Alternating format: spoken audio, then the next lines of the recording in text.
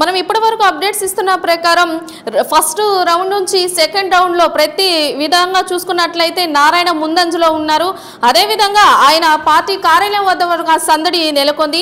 ఆ కార్యాలయం వద్ద మహిళల సందడి అయితే చెప్పనక్కర్లేదు. సంబరాలనేది అంబరాన్ని అంటుతున్నాయి. అదేవిధంగా ఆయన సతీమణి కావచ్చు, కుమార్తె కావచ్చు ఈ కార్యక్రమంలో పాల్గొని ఆ మహిళలతో పాటు మమేకమైన ఘటన అనేది మనం చూస్తున్నాం. అదేవిధంగా ఆ ప్లేస్లో అసలు హోరాహోరీగా అందరూ చప్పట్లతో సందడి చేస్తూ ఫ్లెక్సీలు పట్టుకొని ప్రతి మహిళ కూడా తమ సంతోషాన్ని వ్యక్తం చేస్తున్నారు. అదేవిధంగా వేమిరెడ్డి ఇంటి వద్ద కూడా ఈ కోలాహలం కనిపిస్తుంది. ఆయన ఫ్యాన్స్ కావచ్చు, కార్యకర్తలు కావచ్చు, ప్రతి ఒక్కరు కూడా అక్కడికి వచ్చి ఆయనతో సెల్ఫీలు తీసుకోవడం, జై అంటూ జైలు కొట్టడం వంటి ప్రతి విజువల్స్ని మనం ఇప్పుడు చూస్తున్నాం.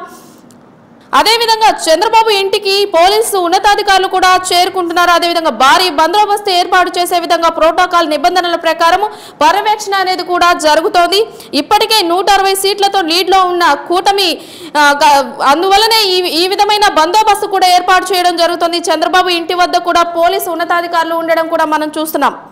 ఇప్పుడే అందిన అప్డేట్స్ ప్రకారం మనం ఇది చూస్తున్నాం. చంద్రబాబు ఇంటికి చేరుకున్న పోలీసు అధికారులు ఆయనకు భారీ బందోబస్తు మధ్య ప్రోటోకాల్ నిబంధనల్లో పర్యవేక్షిస్తున్న అధికారులు. ఎందుకంటే ఈసారి కూటమి వచ్చే విధంగా మనకు అంచనాలు కనిపిస్తున్నాయి. ఈ అంచనాల ప్రకారమే ఆయనకంటూ బందోబస్తు ఉండాలని ఉన్నతాధికారులు పర్యవేక్షణ జరుపుతున్నారు. అదేవిధంగా ప్రోటోకాల్ నిబంధనల ప్రకారమే ఇది జరగడం చూస్తున్నాం. భారీ భద్రత కల్పించే విధంగా ప్రోటోకాల్ నిబంధనలు పర్యవేక్షిస్తున్నారు అధికారులు.